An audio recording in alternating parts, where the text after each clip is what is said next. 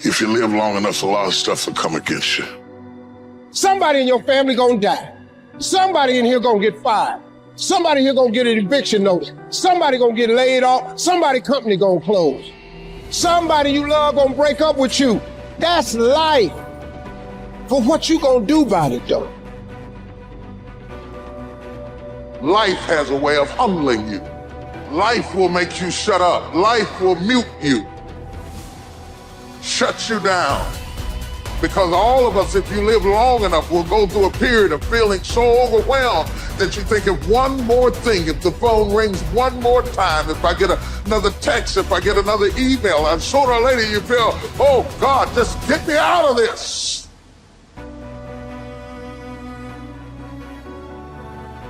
If somebody came and knocked you down, boom, and ain't nothing you can do about it. But if I come back a week later and you're still on the ground, we got a problem.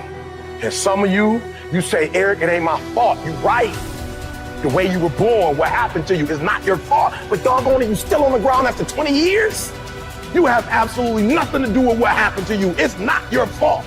You got knocked on the ground. You had absolutely nothing to do with that. And I'm not blaming you for that. But if I come back a week later, you still on the ground, that's your fault. If I come back a year later, you still on the ground, that's your fault. If you get knocked down, there's nothing you can do about it. But getting back up has every single thing to do with you. And you will promise me that from this day forward, you will not be defeated. You don't belong at the bottom, and it's time for you to get your butt from down there. It's time for you to stop being comfortable at the bottom. Get your butt up and get to where you're supposed to be. The difference is not the genetic code, the potential. It's a guy that's willing to get knocked down, finally tell someone fortune, stand back up, the perseverance to see it through, the never say die attitude. And I go in there, man, and if I don't win, I showed up, I gave my valid effort. And tomorrow I'll do the same thing. And I'll continue to throw shit against the wall. Every day I'll throw more up there, try it again, and I'll never get comfortable. It's necessary that you take charge, that you begin to stand up inside of yourself, that you dry your tears and you're not given the luxury of feeling sorry for yourself, that you got to get in a fighting mode. You can't surrender. You can't be a chump. You've got to fight back. You've got to stand up and start. So wait a minute, what is it I need to do? You've got to make yourself move even if it hurts. Many people have been written off and said, this one won't survive. And they did.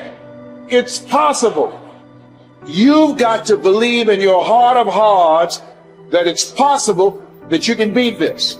Your belief, your faith, your drive, your determination, your persistence, your perseverance, your spirit. Greater is He that is in you than what's out here in this world. So you've got to decide, you've got to say, it's possible that I can beat this. And it's necessary that I do this. In spite of the pain and the conditions, you've got to mobilize your mind and your spirit. There's nothing as powerful as a made-up mind.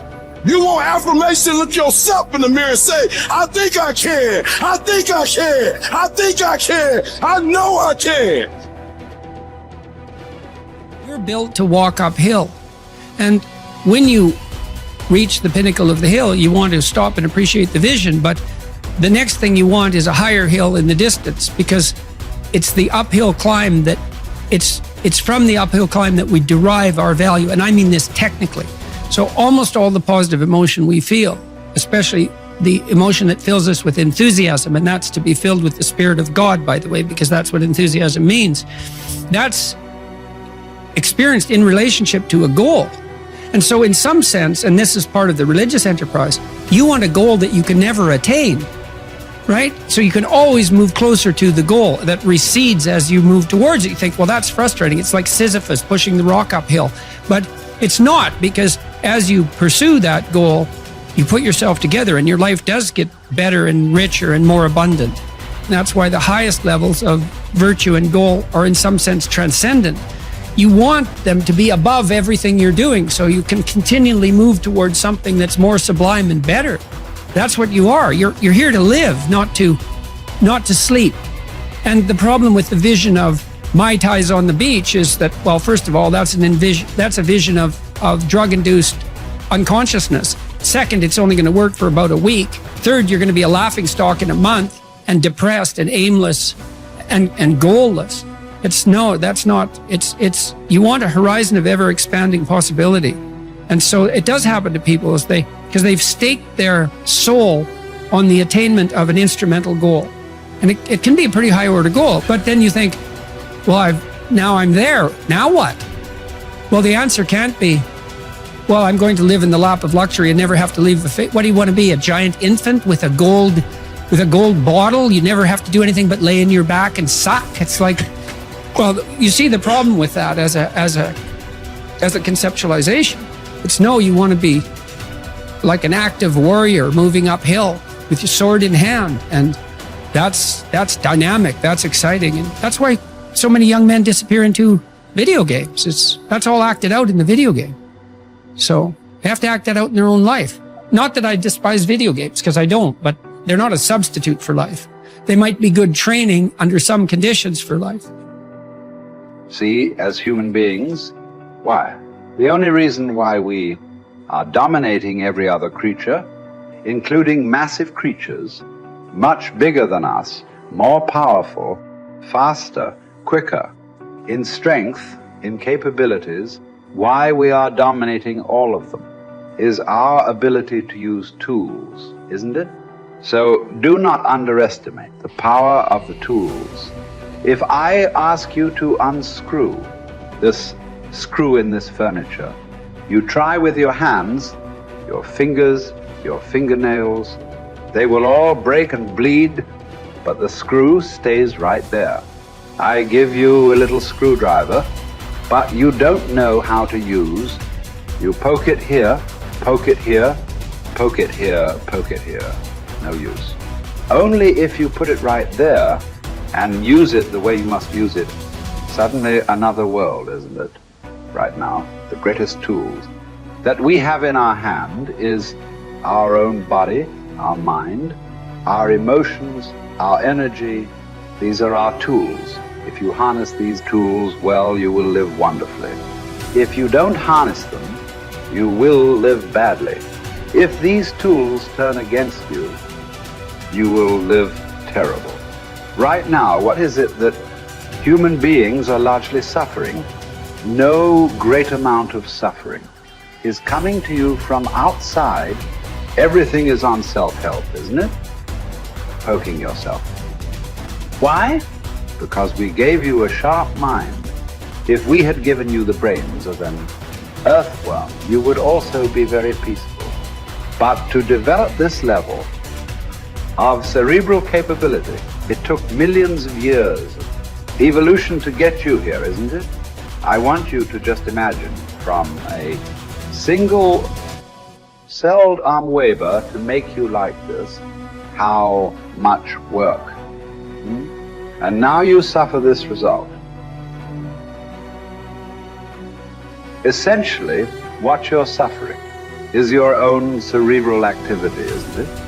You have an intelligence for which you don't have a stable enough base, so it's poking you.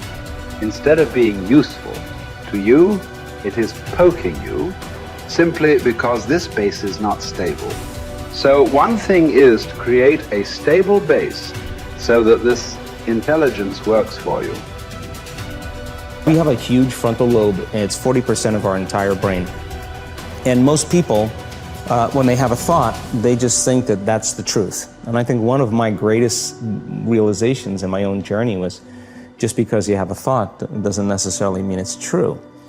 So if you think 60 to 70,000 thoughts in one day, and we do, and 90% of those thoughts are the same thoughts as the day before, and you believe that your thoughts have something to do with your destiny, your life's not going to change very much, because the same thought leads to the same choice leads to the same behavior creates the same experience, and the same experience produces the same emotion.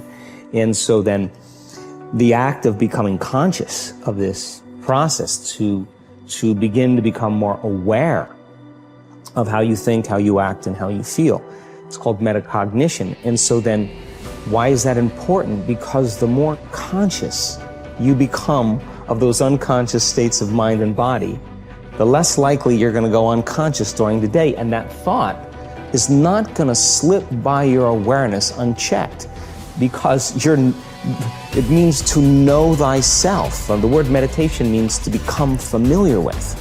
So as you become familiar with the thoughts, the behaviors, and the emotions of the old self, you're retiring that old self. As you fire and wire new thoughts and condition the body into a new emotional state, if you do that enough times, it'll begin to become familiar to you. So it's so important, just like a garden.